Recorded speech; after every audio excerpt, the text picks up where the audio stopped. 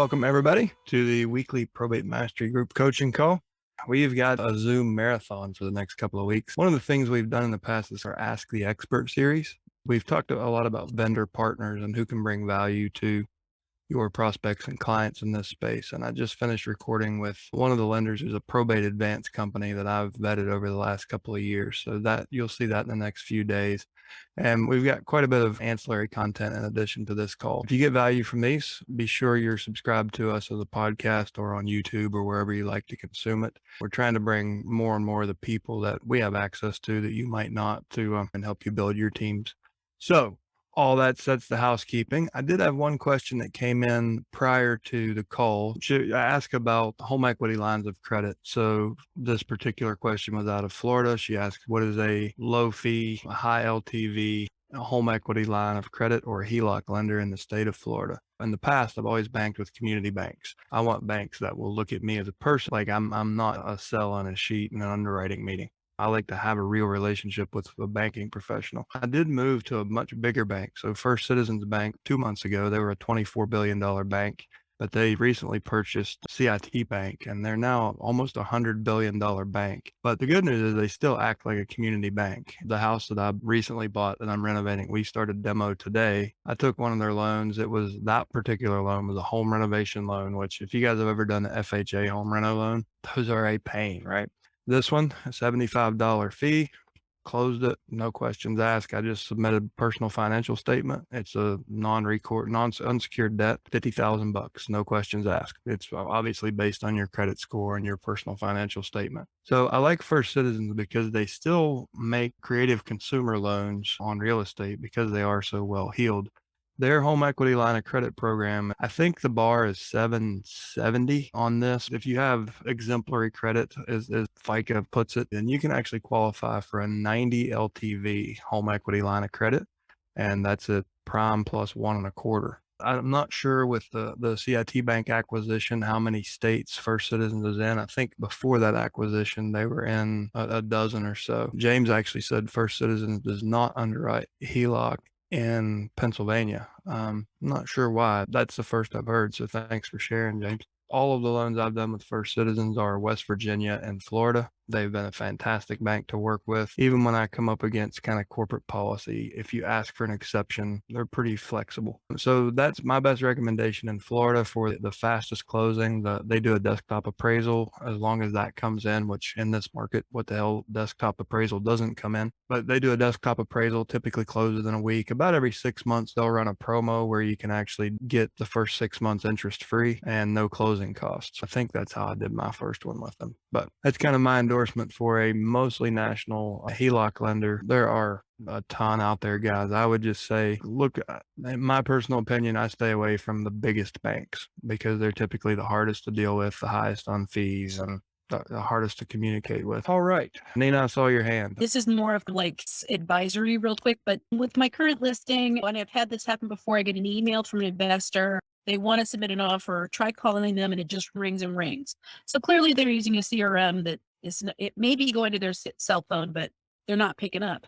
So I email. And then for the most part, there's no opportunity to call them and talk to them over the phone. It's always via email. And then the next piece is they send all their criteria and they said, here's the signer for the LLC. Okay, great. They got all the articles, all the stuff for the LLC. They're saying you can just send the contract to me and then I'll make sure it gets signed. In California, the agent has to send the contract, if it's going DocuSign, to the signer. We have to protect ourselves. This is a part of litigation and liability and risk avoidance. We have to protect the brokerage and ourselves and make sure, and the cure for the third parties as well as the seller, and make sure that we are interacting with the buyer for the contract. But this guy's, oh, just send it to me and I'll review it and get it over to him for sign. Don't worry about the signatures. So from an investing standpoint to investors, if you're doing this, usually it's because there's probably a wholesaler who's looking to assign it and they're acting as an acquisition manager, but they have no assigning authority. And they're just trying to bypass that by just signing them themselves, then turning around and saying it's going to be the signer, or they somehow got the authority documents from that company and are trying to go around another person who has the property. So I'm just saying it's a warning sign. Yeah.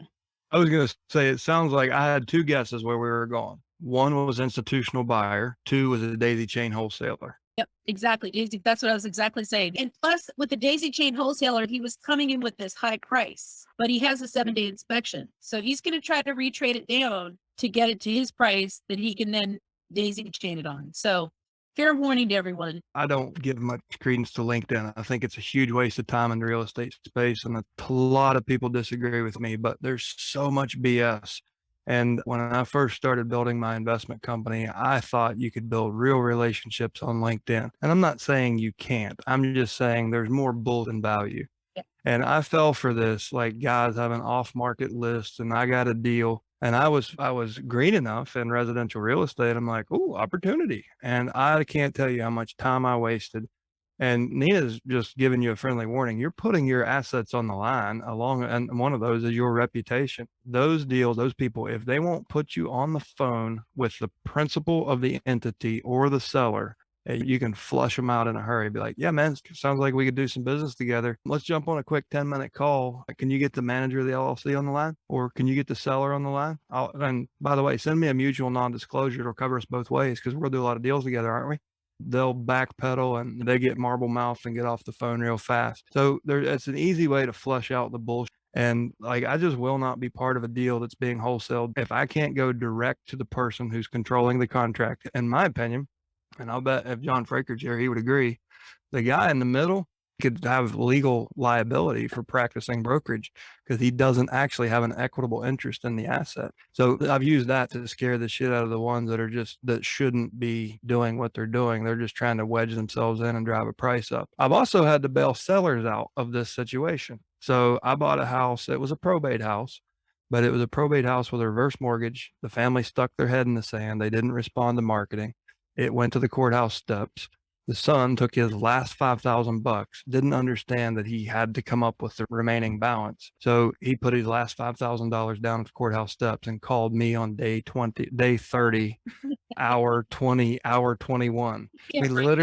We had a 3-hour window from the time my We Buy Houses phone rang, and he's like panicked.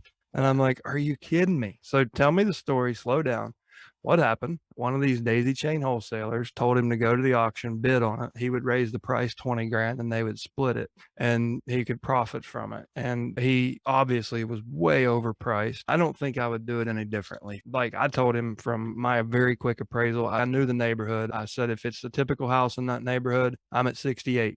And 68 wouldn't even get him out. I had to go to 69 and I just didn't want him to lose I could have just let it go and been at the steps the next morning. I picked it up for 69. I knew I could do something with it with creative financing. Wholesale price was 68.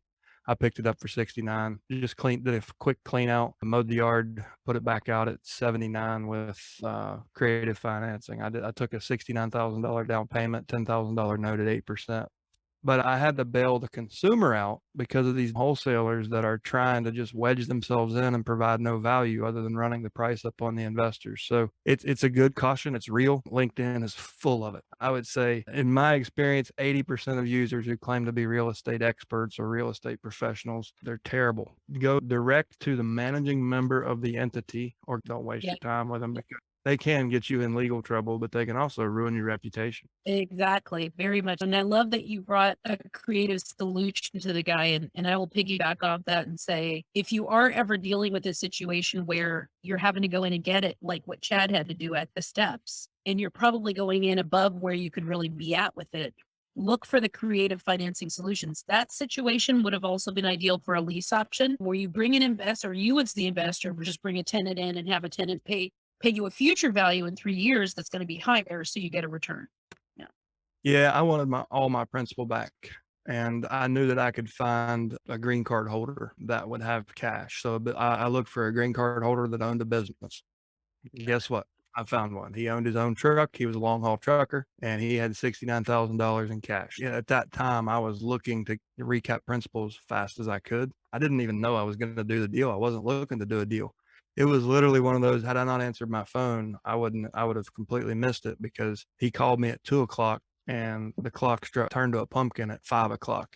And that was my record deal. From the time I arrived at the house until I walked out of my attorney's office with the deed in my hand was an hour and 45 minutes. I literally end to end purchased a piece of real estate in less than 2 hours. Wow. And yeah, that's another reason you need to have strike capital. You should have lines of credit set up. We've talked about this. When I open an account with First Citizens Bank, which we talked about earlier, first thing I do is I'll throw 20 grand into a deposit account, which we all know they get 9-to-1 leverage on. So I use that to start the relationship. I immediately go to the business banking side and I say, all right, I'd like a line of credit for 49,900. They grant it right there for a $150 fee on a brand new entity. I've got 50,000 in strike capital. So you should always have, if you have entities, if you have business bank accounts, you should have commercial lines of credit. Just have revolving lines sitting there, because when these phone calls come, sometimes when you have to clean up a mess, you have to do it fast. And had I not had strike capital, I wouldn't have gotten this deal, because I literally had minutes to get in the truck and get there so I could actually walk through it and then make it all the way across town back to my end of town. I sit down with the attorney and the staff. They're like, you never cease to surprise us. What have you brought in here now? And I'm like, we got to close this in like 2 hours. So we were on the phone with an attorney from DC or Richmond and back and forth, but we got it done. So if you want to be buying homes, regardless of what your disposition strategy is, make sure you keep strike capital on hand, because in the probate space, a lot of times people will wait till the absolute last minute. And sometimes it's a reverse mortgage. Sometimes it's a foreclosure on a reverse mortgage. You never know what you're going to uncover. So make sure you've always got some strike money if you're looking to own your own portfolio. Awesome. Thank you. And Chris, I think I overlooked your comment here in the very beginning. I know you've talked about it a million times, but Kat gave me some links. So if you want to bypass that and do something else, I understand. Okay. Yeah. I mean, assess your own risk. We've had millions of calls, and the only complaint I've ever seen was a phone call from an attorney to one of the customers when I was with all the leads and we were burning through millions of these. One complaint, they didn't even bother to put it in writing. They said, did you call this person? Don't do it again. So I don't think there's an extreme amount of liability. It's TCPA and DNC. Those are the top-down approach. They're going after the providers and the big call centers, not necessarily the the individual practitioner, but there's always risk there. James Dempsey, you always seem to be driving to an appointment on these calls, man. I do a home health physical therapy, so I'm leaving at my patient's house. Gotcha. Yeah, so my issue is I'm stuck between hiring a cold caller right now because I'm working 40 hours a week, and I'm looking at some texting platforms, and I'm just wondering, I know texting's a lot cheaper, and then a cold caller is probably going to run me about $6 an hour, but I guess I'm on the fence about hiring somebody. I just don't have time to do it myself, so I guess I really have to do that. What are your thoughts? My best advice to you, having been sued for TCPA, is don't do text marketing unless you have explicit written consent within the last 90 days or you have an existing business relationship, because there is a whole new group of attorneys out there that know if you're soliciting real estate, you're probably a relatively high net worth target. And all they got to do is run a campaign on the radio or throw up a billboard and get one person to send that text message to their firm to get you into a class action suit at $150 per. They subpoena your phone records, take your laptop, shut your business down during that time. And they know that all they have to do is threaten you with that, and they can shake you down for a quick settlement. It can quickly balloon into hundreds of millions of dollars of threat, and then you'll pay tens of thousands just to get rid of it. That's been my experience with text marketing. I don't think the reward is worth the risk. One text message cost me 20 grand. Most coaches will tell you that, hey, go do it. Just don't worry about it. And if you read the terms and conditions on their companies, they're passing the buck to you, and they know that they don't have any liability telling you to take on that liability. It's an easy button. It's effective. You have 95% open rates and 50% response rates, but it's just, I think if you're doing it at scale, it's just a matter of time until the right person sends it to the wrong attorney. As far as calling, it sounds like you already have trained VAs. So you seem apprehensive about hiring, but you already reference VAs that are trained. There's a real high turnover rate. I'm trying to get somebody who speaks perfect English, which I found a couple that do, but they're asking for $8-9 an hour, which I think is a little high on the front end. I interviewed one last night that's willing to come on for $6 an hour, so I'm probably going to roll with her. So I'm gonna challenge you on this, James. Like, you're going offshore to save money, but you're getting labor for half of what you can get it for here, and then you're still trimming them down. 8's too high, so I want 6. Well, if you get that person for 6 and you train them and they're doing a great job, what does it take to get them away from you? I'll come offer them 7 after you train them. You invest in them. You get what you pay for. If you're competing in the downward price race, you're always going to struggle. So my advice is pay for a VA that will be loyal to you. Invest in them. Anyone who's trying to price shop and get it as cheap as possible won't be stealing your people. And hopefully, I mean, if they're good at what they do, what does $8 an hour if they're setting appointments for you? I would just be careful. That's a dangerous game. Like you can spend 20, 30, 40 hours getting this person up to speed. They go on LinkedIn and get someone else that's willing to pay them $850 or $650, and they're gone for 50 cents because that's significant money in their dollars. So Right. that's what I would Well, say. thanks. And you mentioned Bruce. Have you spoken to Bruce about his callers providing the service for you? Yeah, I did. It was a little bit on the high end. I actually had a call with him about it, but I think I'm going to just try to keep it in house since I do want to scale up eventually. And I feel pretty confident with that. I'm sure it's great. I have one last idea for you. So I'll jump back on my soapbox for just a second. If you want to get a $6 ISA and you want them to do a good job and you want to retain them, something else you could do is offer them $6 an hour and then offer them a closing bonus on every deal. So their income could be significantly higher. Right. And you're sharing in results. So you can get what you want as the lowest labor rate possible. They can get what they want, which is the most opportunity for the time spent. So you may consider something like that where you say, listen, this is a hybrid payment program. I'll pay you $6 an hour for prospecting and $200 for every closing, or $10 for, I don't recommend doing it on appointments. Anyone that I've ever seen pay an appointment bonus to an ISA, they hang paper and most of the appointments are no shows. Put it on the other side of a settlement statement that say, listen, if you do what I hired you to do, like you get the appointments, I close the deals, we both get paid. So you could do that where it minimizes your front end outlay. That's actually what I did. Last time I came up 50, and as soon as I paid her the 250, she quit. So I don't know if those correlate or not, but yeah. I mean, the reason I suggested that as a retention tool, so we've got typically a 30 to 90 day closing window on each deal. If she's consistently getting you appointments and you're consistently papering deals, when I lived in Maui, every day I'd go in and make a sale. And I'm like, now I have to stay on this island another 60 days. I mean, I was a year in, I just kept making sales and I'm like, damn it, because it was another 2 months. But it's a good retention tool for salespeople. If they have to stick around to be compensated until the deal closes and you've got a steady flow of deals, it's going to be hard for her to leave that position, right? I like Corey's advice better than anyone. Corey said, James, you got to make the calls. Time to quit the W-2. Paulie had asked, no, I sold my shares and all the leads on January 20th of last year. So a little over a year, we took Probate Mastery out on its own. And I'm no longer a principal in all the leads, even though I had a good time there. It was a fun company to build. Who else we got? So Frank said, I'm more than halfway through Probate Mastery. To complete the certification, do I need to go through all the Q&A sessions? No. So actually we set those as optional, not prerequisite. I realize that not everybody wants to sit and listen to 3 hours, but there's a lot of good stuff in there. You get to see the blind spots of the other people. There were over 200 people in that class, so it was a pretty wide-ranging Q&A. There's value to it. That's why I put it there as bonus content, but it isn't required to actually complete to get a course completion. All right, go ahead, Josh. Hey, is there a national certification for an appraiser of personal property accreditation? I'm getting administrators and executors that need to get somebody with personal property. And when you get down to it, some of my estate sale folks, they don't want to really do anything until they know they got the business, which is they just need to get an idea of what personal property is appraised at. There are national associations, just like the National Association of Realtors. It's not the oldest industry in the world, so it's not as established as like real estate trade groups or attorney groups. The local knowledge is more important than a federal designation. I find that the people who are best at valuing personal property are usually antique store owners or flea market people.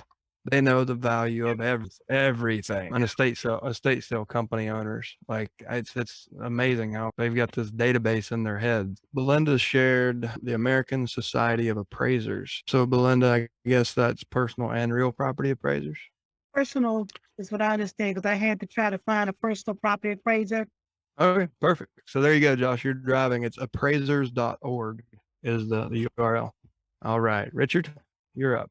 Hey, what's up, Chad? So I'm trying to reach out to a lot of Lis Pendens ladies. Their main objection is that they have an attorney. So I turn around and I say, hey, that's great. You're being proactive, but mainly they think they're all set. So I tell them, hey, why don't you share with me what you're doing? That way by means of what you're sharing, I can help someone else. I just want to know how to handle that when everybody's like, they got an attorney, so they think they got Superman next to them, but how would you handle that? My first response would be, oh, that's really great. I mean, it's always good to have an attorney in your corner. So are they helping you with a loan modification, or are they trying to get an injunction on the foreclosure? And then I would shut my mouth and just let that silence hang as long as it will until they talk. But a lot of times, I mean, and it's a legitimate question. I'm asking you in those conversations, do you know what the attorney is doing? Asking you directly, or is it a loan mod attorney, or why is there an attorney involved on their side? You're asking me right now? You've been on the phones with them. What are they saying? The attorney? Well, yeah, some of them are saying no modification, and some of them are saying that they have some sort of predatory thing going on that they're trying to fight. That way they can actually cancel out the loan. They're throwing spaghetti at the wall. Okay. So either way, I'm really glad to see that you have counsel. Now, I want to tell you that we've got a lot of experience working with families, and our goal is to help better your situation. We're not trying to get you out of the home, but what we find is oftentimes attorneys come up short, and if they're racking up billable hours and they know they're not going to win, then they walk away. So help me understand what your contingency plan is, and has this attorney offered to make sure that you're not homeless and the sheriff is ushering you to an extended stay hotel in 45 days when he fails at what he's trying. And I'm going to paint that emotional picture of the hell that they're going to go through and what he's not going to do for them. And it doesn't mean that they have to disengage from him. It just means I have a reason to be there as a contingency plan. God, thanks. That's another fly-by-night industry. It's really calmed down over the last decade, but in 22 and 23, you're going to see all kinds of fly-by-night loan mod attorneys that charge a upfront retainer fee. And I mean, if they're successful, great, they get paid more. If they're not, they got paid on the front end. And a lot of people put so much trust in that. If the bank's not playing ball, or if nothing was wrong, if they don't find clerical errors or technicalities, then they've wasted all that time. So you have 90 to 120 days, Mr. Seller. Do you want to put all your eggs in this basket knowing that he's looking for a technicality, and I'm giving you a real strategy to help make sure your family has a safe place to live? Like, your credit's getting worse. Every 30 days when it reports, it gets worse. The least we could do is have this home on the market under contract that the attorney doesn't have to let the lender even know that. We don't have any obligation to disclose a purchase agreement to a foreclosing lender. So let's get the thing under contract with contingencies. We can give you outs. But anyways, there's a million ways to put it together, but show them how they're committed to putting all their eggs in one basket with somebody that probably cold called them off of an NOD list. Okay. And if he fails, where does that leave them? And I don't know if you've listened to Kat, can you drop a link? I haven't talked a lot publicly about how I deal with foreclosures, but someone in this group got me to do it. We did a role play on a foreclosure script. And I don't know if you listen to that, but listen how I enter that conversation as a consultant, and listen to how I don't talk about houses. I talk about people, and I talk about emotions, and I talk about plans, and I talk about contingency plans. And I ease into the real estate conversation. I'll be 15, 20 minutes in before I even ask about the house in most cases, because the house doesn't matter until the person trusts you. So you focus on the people of it. And it's a powerful image. I've seen it. Like, I've seen sheriffs usher people out of their home, kids with suitcases, clothes still hanging out, crying like crazy because they had the car so stuffed they couldn't get anything else in it. And they were going to the lowest budget economy extended stay hotel in the worst neighborhood in town that night because that's all they could afford. And the outcome could have been completely different had they been proactive. And sometimes that's because they are at fault and put their head in the sand, but oftentimes it's because they put too much trust in some vendor that's telling them, listen, you're a victim. You didn't pay your mortgage. That makes you a victim. I'm gonna redeem this, and you're gonna be the hero. F these banks. And it's black and white, man. There aren't that many enforceable errors in mortgages these days. They learned their lesson during the robo-signing debacle of 2008. Okay, great. Yeah, I did get to see that video. I just wanted to go over that objection that I'm getting a lot. Well, with the probate, when you get the personal representative, if he says, well, we sold the house to a family friend, got that today. I think so. You guys are all set. I mean, has it been approved? No, we're good. So he just hung up. Okay. Well, listen, that's amazing, Richard. I mean, oftentimes we end up helping the family sell the home because that's the most stressful thing. It's really great that you guys were able to keep it in the family and that your family member was able to close. Because what we see most of the time, and there's a strong intent for family members to purchase, but they can't actually come up with financing and close. And it sounds like that's different in your family, right? Like they got the financing and they're already closed or on track to. You see what I did? Instead of telling you your family member is probably a deadbeat, I planted a seed for you to, and you're likely to go, well, okay, so yeah, he said he's going to sign the contract like next week. He was talking to 2 or 3 banks, and boom, there you go. So that's notice I'm talking mainly in stories or talking about people, same as foreclosure, but show them the risk they're taking, because oftentimes, and I mean, you'll see this, like you do this long enough, you'll see family members like, oh my God, I want dad's house. There's no way we're going to let that sell. I'm going to buy it. I'm going to buy it. I'm going to buy it. And they keep saying that, but they don't take action. And months of payments in, months of deferred maintenance in, they finally, someone says, hey, you need to get a loan and move on. And they get rejected. And all those months were wasted. You can say, all right, well, listen, what's the timeline? If he's going to purchase it, by what date has he said he's going to do that? Set a target date and go in, sign a listing agreement with a future date, or sign a purchase agreement with a future date, or a purchase agreement with a contingency for the seller, that if that person produces a proof of funds and a ratified purchase agreement, then yours is null and void. Do things like that, but get the face-to-face appointment, because chances are that person's not going to close. The other side of it, let's just assume for the sake of this role play that that person did close. They already have. They bought the home and probate's still open. That's amazing. So the estate actually was able to keep the home in the family, and the heirs will get you guys will get more cash with less hassle. That's awesome. Like usually that's our job, and now we don't have to do that. So if it's okay with you, I'll just skip to the more exciting part of what we do to help families. And that's, how do you move forward? How do you honor that legacy? How do you grow that for your family? How do you not pay for college? How do you buy the new beach house? Have you thought about what you're going to do with the rest of the inheritance? And then just listen. But where I'm headed is turning them into a private lender or a buyer. They're capitalized. They're on the phone with me. It's the best damn buyer lead you've had all day. So congratulate them on finding the right professional, getting the house sold, turn them into a lender, or go sell them a house. Monetize every real estate conversation. Okay. One more question. Sometimes I get the spouse, and the spouse would say, but they're like, no, we're good. We're all set. What do you do? Call back. But don't call that person back and still call that person back. Do you think you're getting a home number or a spouse? Sometimes it's a home, sometimes it's a cell. Yeah, sometimes it's But the home number, if it's a home number, I'm calling back and it's 7 p.m. Yeah, but the reason why I'm intimidated on that is because he or she might have said to their spouse, hey, I had this guy call, blah, blah, blah. And here he is again. That's what I'm afraid of. Here he is again, and I told him not to call, that we're good. You can in 1 second. So I want to first highlight your fear. You're afraid of what you already have. How rational is that? Like, you're already being rejected. You already don't have the deal. You don't have the relationship. You can't keep them on the phone. That's what you're afraid of. You already have it. So take your fear and run back into the conversation. Keep asking. If they and Pinnell, I know he backs me up on this. Keep calling till they tell you, leave them alone. Like, your fear is irrational, man. Like, it's negative self-talk that you don't need. Like, you already don't have what you're most afraid of losing. Yeah, I was just going to say it all sounds like to me what you're asking for too, Richard, is what is your comeback to? Oh, it's all taken care of and we're all set. And from what I remember from the Probate Mastery course, as well as some other role play calls, it's just opening the conversation. I think even Dave did this in a role play once. It's just coming back to them and saying, oh, that's great. Or, oh, okay, that's great. I'm wondering if there's, something you don't know that you actually need that I know I can help you with. This happens with a lot of the clients I've worked with. They find out they needed something, but they didn't even know it in the first place. So tell me what exactly have you done already? So that's opening up the conversation.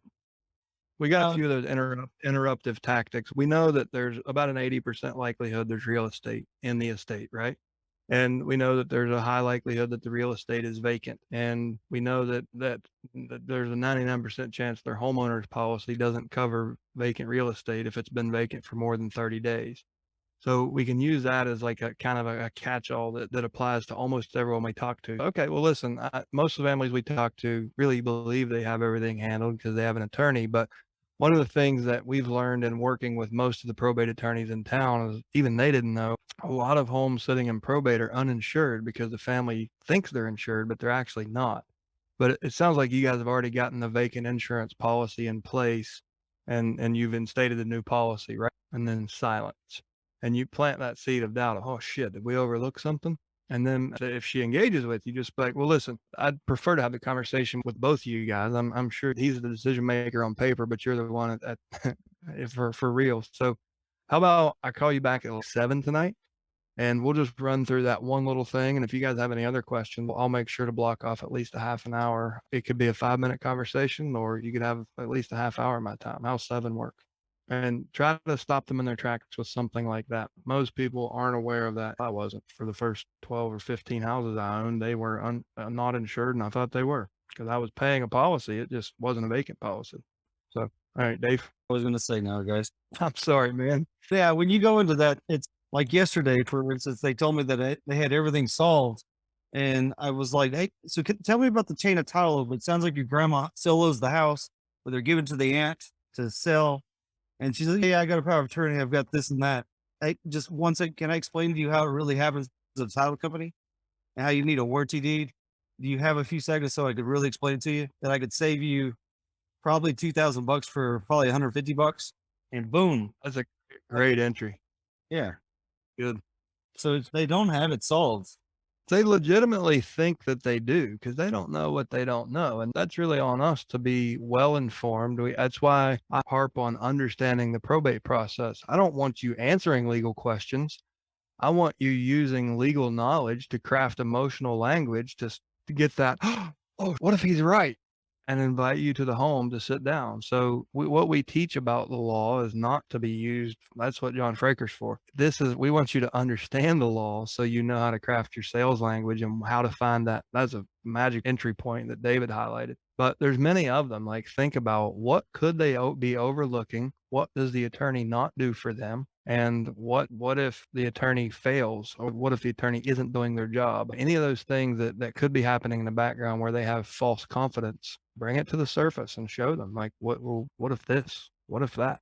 That saves probably 4 weeks worth of paperwork on their side. If they just let me come to the appointment, do a contract, and I could open escrow and I could pay for the closing costs and the warranty deed. I speed it up from a month to probably 4 days to get under contract and sold. Yep. Belinda had asked, what company do you use for vacant house insurance? In Virginia and Florida, I have used American Modern or Vacant Express. There are several. Typically, they're smaller, like boutique kind of companies. It's not going to be an Allstate or a Travelers. But American Modern and Vacant Express are the two that I most commonly use. If you have an insurance broker, he can quote it through a half a dozen different ones. I would like to chime in on one of the things Richard was talking about, making a segue. I have found out that almost always the attorney is not doing what the family thinks that they're doing. And I mean, for instance, here I'm in Louisiana, so we're a horse of a different color over here. One of the things that happen here often is 9 out of every 10 deaths are intestate without a will. So it naturally goes through succession. And what I find is a lot of attorneys, when they file the succession, they're not running chain of title on these heirs. So when they file for succession, they turn right around and file for what's called a judgment of possession, which places the real estate in possession of the heirs. Well, if you've got heirs that have title issues, they have totally screwed this whole deal up for everyone that owns this property. Whereas when I step in and talk with them about it and I ask them, well, are you filing for judgment of possession, or are we going to sell this inside the estate? When I explain to them the difference, then all of a sudden they remember, well, one of the heirs that's inherited may have a drug problem or may have a bankruptcy, may have IRS liens.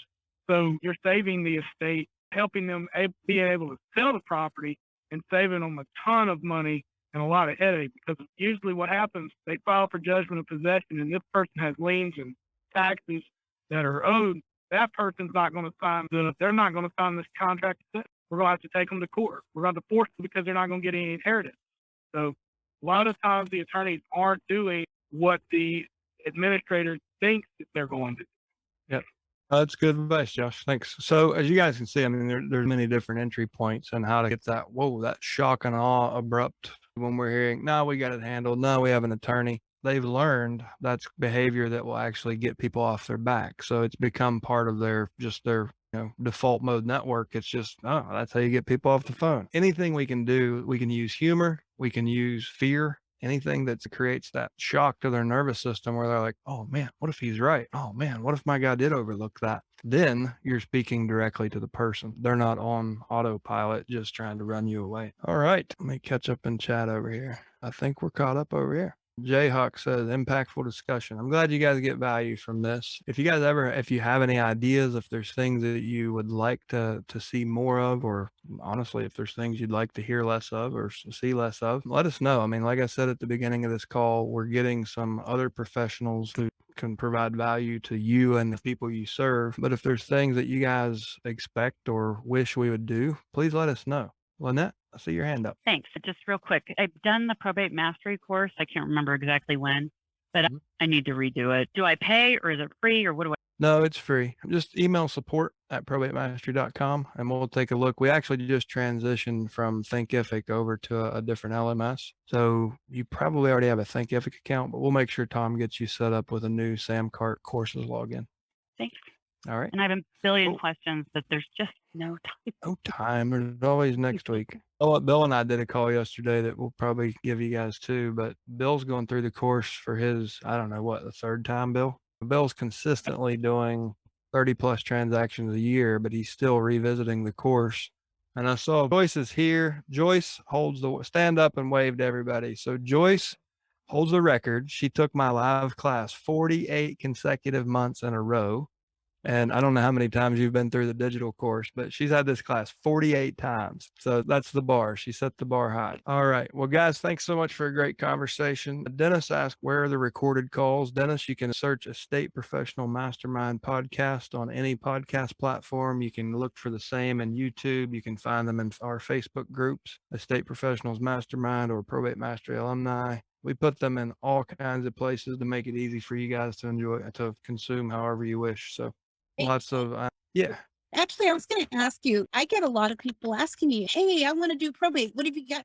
And so I've been pointing them to my Probate Mastery link as the first step.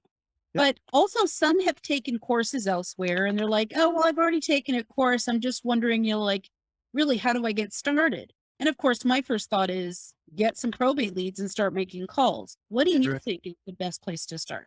Hey guys, I'll answer that, Chad. I know that lady took the course 48 times, but I half-assed your course 5 times and I've done 107 probate. So boom. Always a competition. Oh, that is too funny. Okay. Yeah. Well, I'm on my 3rd round of it and I'm probably going to end up being around there at 100 and something or whatever, but okay. Nina, so what would I say? I mean, we get the question all the time. People actually even take this course and go, my God, it was amazing. Now what do I do? So that's why I'm working on more of a step-by-step, more of a linear format to the course. So at intervals throughout the course, basically the course tells you what to do. It's a very challenging thing for me to do because my brain it's just, there's so many things that I can do with a deal, like to monetize every real estate conversation.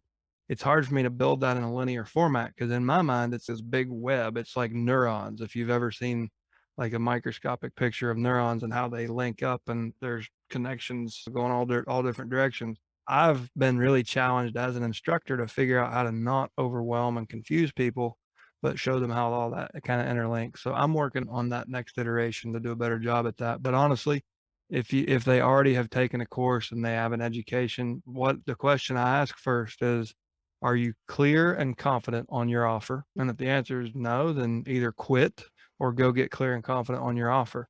And if the answer is yes, then why are you on the phone? Yep. Okay, Dave. No. What's up? He sounded like you just knew. Why the hell aren't you on the phone?